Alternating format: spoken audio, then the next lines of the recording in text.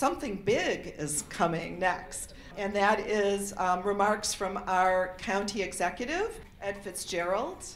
He has repeatedly, actually even beginning during his campaign for county executive, was when he started talking about his commitment to investments in early childhood, and certainly has continued in his role now as our first county executive. I think Mr. FitzGerald understands that investing in young children really means investing in the future of Cuyahoga County. He gets it. And what a pleasure that we have a county leader who truly gets it. That's something that we, I think, all hoped for as the government was changing, and we really got lucky. So I just want to ask us to recognize his commitment to early childhood.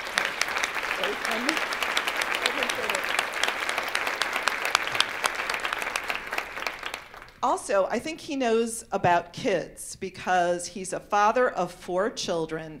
He also grew up with 7 siblings, I believe. So I think you learn a lot about kids that way. So he brings professional commitment, personal experience, and I think passion to the work that we do. And we're just thrilled that he's here today.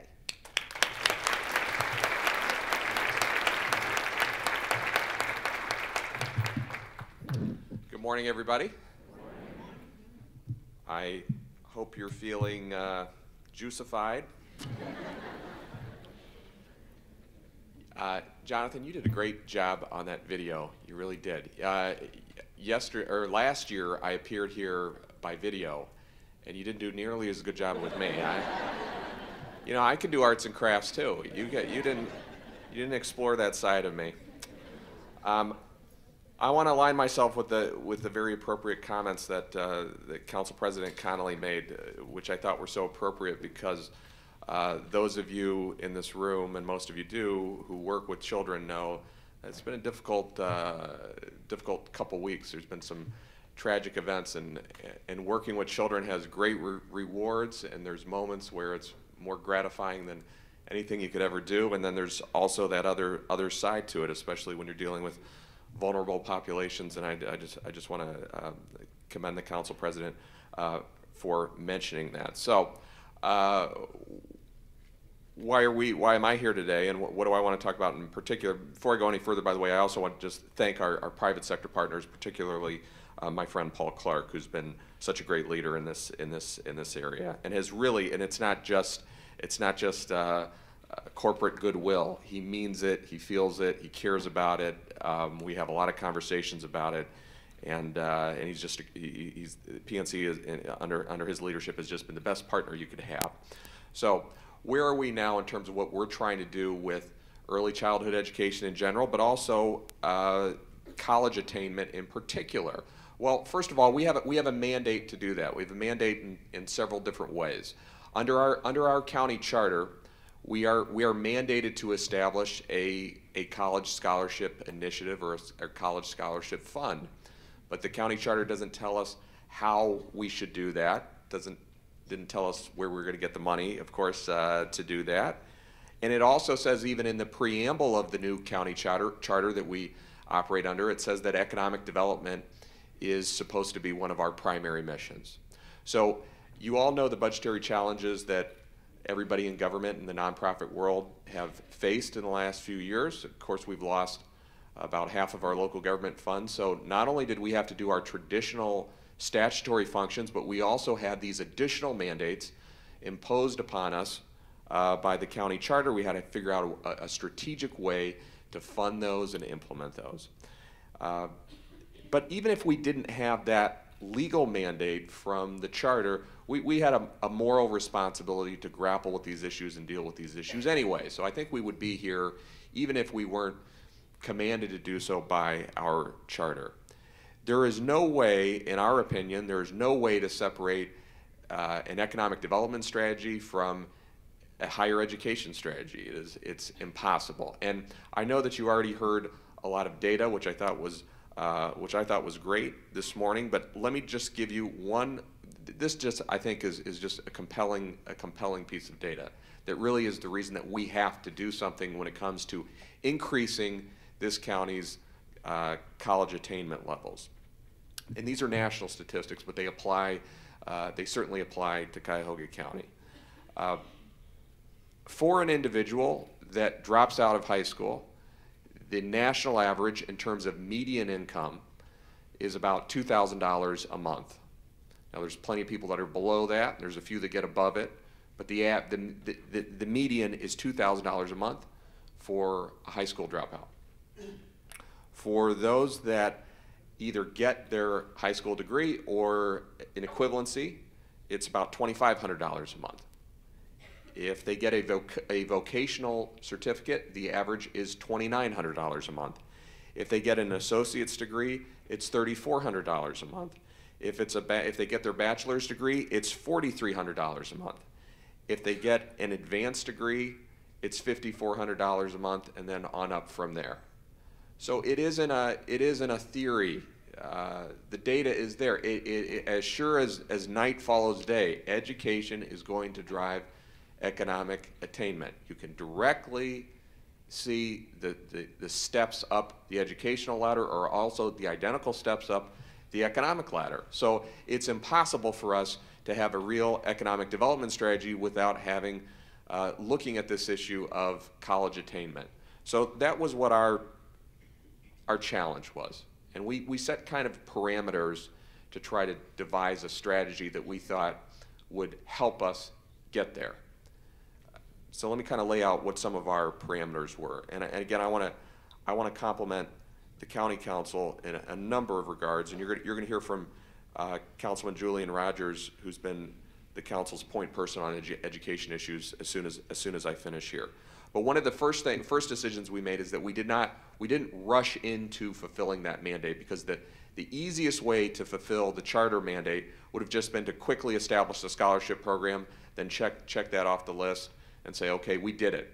The charter told us that we needed to have a scholarship program, and we have a scholarship program. Mission accomplished, and we're done.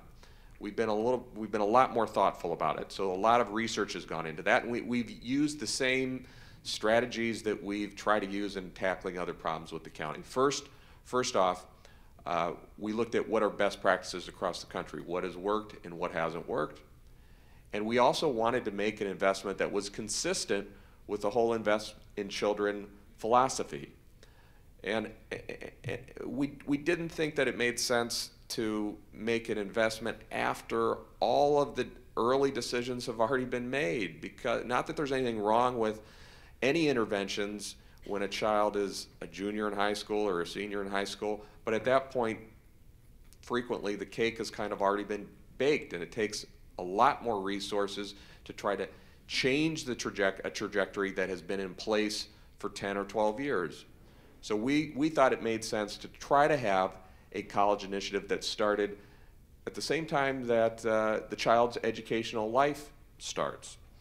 And we set a few more parameters. One is that we wanted the program to be as universal as possible, that it was important in my mind and Councilman Rogers' mind that it wouldn't be a narrow program, that this particular initiative of the county would be as broad-based as possible. It would be a universal value, no matter where, that it would help every child, no matter where they happen to be born in the county. That it would not distinguish between a child that's in a public school and a private school, be completely universal. So the program that we are proposing is a universal college savings account program, and it's really a very simple concept. It's been done elsewhere in the country, but there's no county in the United States that has done it countywide, and there will be no program of its kind in the country that is as large as this. The largest program of its kind is actually in California, and it serves about, or it has an entry of about 5,000 kids a year. Our universe here, there's about 15,000 kids a year that go into kindergarten in Cuyahoga County. That's across all school systems, private, public, homeschool. There's about 15,000 kids a year that enter the school, the educational system in its broadest terms. So this program would be 3 times as large as that. So how does this concept work? It's a very simple concept. Every single child, when they start kindergarten, there is a college savings account that is established as a trust in their name. And a small initial deposit is made by the government entity, in this case, the county. A small initial deposit is made in their name. It can be used for approved educational expenses when they exit high school. The money cannot be touched until that time. It continues to earn interest, and that interest is compounded. It can be supplemented, and it should be supplemented, and we hope it will be supplemented over time by other contributions. Those other contributions could come from county government, it could come from a school district, it could come from a corporation, it could come from a foundation, and most importantly, it could come from a parent, an uncle, a grandparent, it could come from the child themselves. So it is not a guarantee of a free college tuition. We don't have the resources to do that, we don't have the scale to do that. But it is a very important first, initial, tangible step in that child's journey to college. That's what's important. Now, one of the first questions we get is, what about children where college is not going to be in their future? They decide not to do that.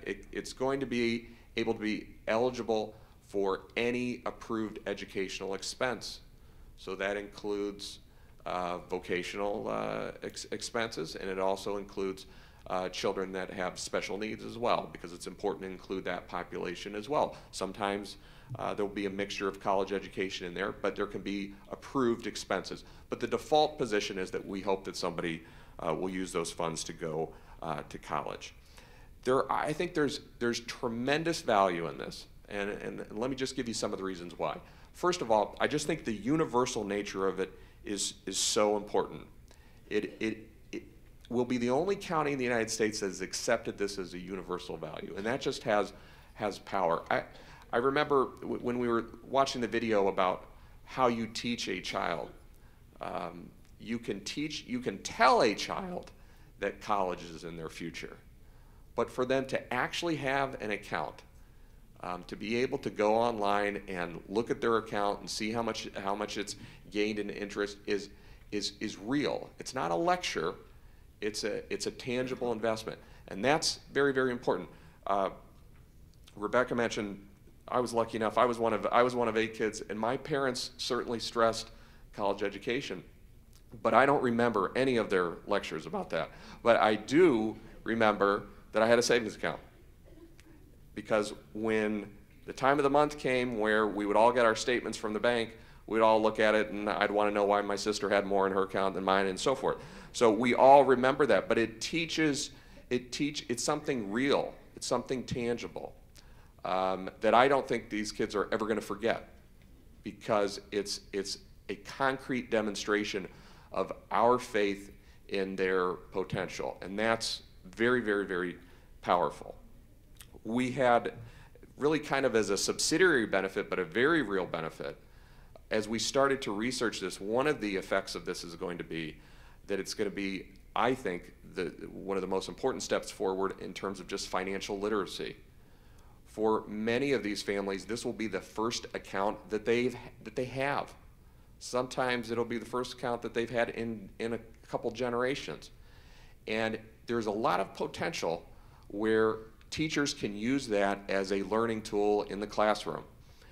We've been engaging with partners as we've had this whole process where we've been designing this and studying it and seeing what works across the country. We've been also engaging with a number of partners, including our school districts.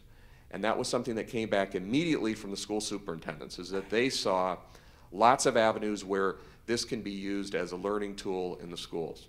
Because again, it's real, it's tangible. These students have an ownership interest in what in what these accounts are, and that I think is very, very important. Speaking also of data and research, the research shows that just the fact that an account exists is a predictor of whether or not somebody is going to persist in going to college.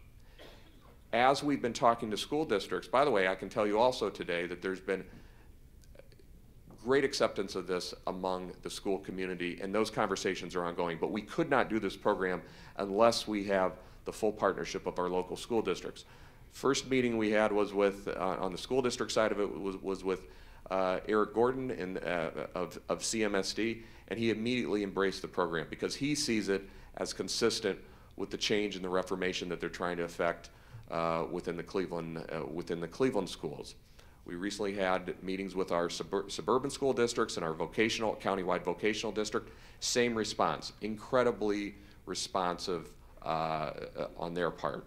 There's other partners that we're going to have to really engage with if this is going to be successful. And just to mention a few, we've had wonderful conversations with our nonprofit community. We have to have a real working partnership with a local financial institution. We've had great conversations with both PNC Bank and Huntington Bank about being our fiscal partners in this in terms of how the program is going to be managed and what is the portal for the student to be able to interact with their accounts. And I also think there's tremendous potential with just the business community in general in terms of their sponsorship of this and their inclusion in this, because it's such an appealing program. And I've said this to some of you individually that I've talked to about this before. What I think is wonderful about this concept is people on all different kind of edges of the spectrum or sides of the spectrum find this appealing. For those that have a history in education, they understand the whole philosophy of investing early in a child's life and making that initial crucial investment, and they understand that. For those sometimes that are from more of a business perspective, they appreciate that it is a savings program. It's about learning about the value of money and the importance of savings and having realistic expectations and a practical goal to get to a practical career objective, and they understand that.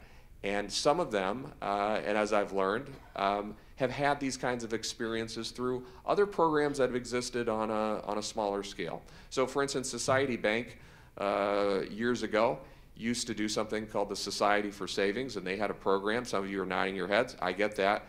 Every group that I've talked about this informally, they start nodding their heads. That had a transformational effect for a lot of people. A lot of people decided to go into business, or they decided to really save for a specific goal because of that.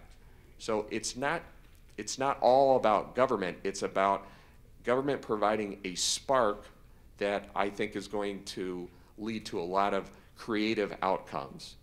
Foundations, businesses, colleges, they can all build on that. And I didn't mention that partnership as well. So we've also met with all of our local universities, and some of them I know are here today. We have some folks here from Tri-C and Cleveland State and Notre Dame College. There's some comments that were in the Plain Dealer story today from the president of Notre Dame that I appreciated. There's incredible potential to build relationships between whatever the accumulated funds are in these accounts and what that will purchase in a local college. And some of those partnerships have yet to be fully fleshed out, but we've created this infrastructure that I think we'll be able to build great things on. I did mention John Carroll, and they've also been participating in those discussions. So I think what you're also saying, I hope, is that the county is really emerging as a national leader on a number of different fronts, and it's a great thing to see and be a part of, because this area was not getting the credit that it deserved in a number of different areas. And the scandals that were referenced earlier, you probably never heard anything about those before, but they were a terrible thing in a number of ways, but they're also a negative force in the community because they were obscuring good work that has been done here. They were obscuring the wonderful work that's been done in early childhood education. But we're starting to come out of that, and we're starting to emerge as a national leader. Just this particular initiative has already gotten national coverage from NPR's Marketplace and the Wall Street Journal, and I don't think that's the end of it. I already know that there's other communities that are looking at doing the same thing that we're going to do here. The fact that Cuyahoga County, just in the last couple years, has created the largest economic development fund, for instance, county-based in the state of Ohio, has created the strictest ethical standards of any county in Ohio, and now has will have, I hope, when it's adopted formally by the council, and we'll have a deliberative process to figure out how to fine-tune this, but it will have the largest universal college savings account program in the country. So when people now start to have this dialogue about what counties in the United States are serious about promoting higher education, the answer is going to have to be, there is one county in the United States where every single child that enters kindergarten is given a college savings account. There is only one county in the United States that has made that affirmation of the possibility of that child's potential, and that county is Cuyahoga County. I don't think we're going to be the last county, but we're going to be the first county.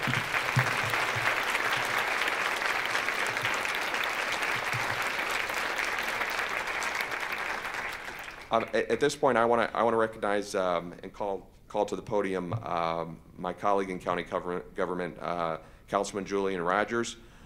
He has a distinguished background, particularly in education. He was executive director of Education Voters of Ohio. He was assistant to the CEO of the Cleveland Public Schools. He was regional director of Americans for Coming Together.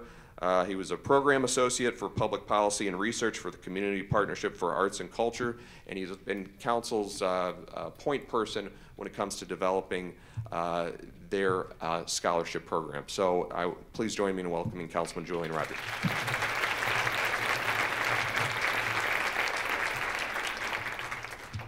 Good morning. Thank you, Mr. FitzGerald. I am incredibly excited to share this announcement this morning with the county executive. This program truly represents an opportunity to create a college-going culture here in Cuyahoga County. Before joining county council, I spent most of my career working in support of education. And during my time in the field, one of the biggest barriers that I saw to a child's success was the low level of expectations. Many children, unfortunately, find themselves surrounded by people, their friends, their family, their teachers, who really have lower expectations of them that their expectations of them are much lower than their real potential. Our current culture in this region was shaped by decades of a manufacturing economy, where education beyond high school was not a necessity, and times have changed.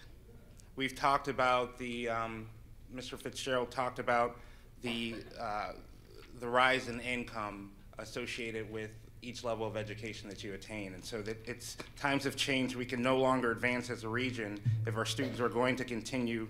Our students are going to have to continue their education beyond high school. We're all going to have to change our expectations of our students by creating a college savings account for every child in kindergarten. We're saying to them that we value you, we're depending on you, and we expect you to go to college. And we are willing to help you prepare for that. Additionally, this program provides an easy and definable method for philanthropists, local businesses, local governments, schools, and family members to contribute to his child's education. Local businesses, for example, could adopt a school and choose to donate $100 for every child that receives straight A's. A child may deposit part of their allowance into the account. A grandmother may choose to put $20 a month into a child's account. The possibilities go on and on. The point is that this provides a tool for anyone and everyone in Cuyahoga County to be involved in raising the expectations of creating a college-going culture. So I'm very pleased that this is coming forward now, and this is the ideal location to announce this. I look forward to working with my colleagues on the council and further discussion around this, because I think that this is something that's really going to be transformative to our community. It's really going to show that we value all of our children, that we expect high expectations of them, and we expect them to go on and forward their education. Our county really depends on this. So thank you for the time, and look forward to working on this.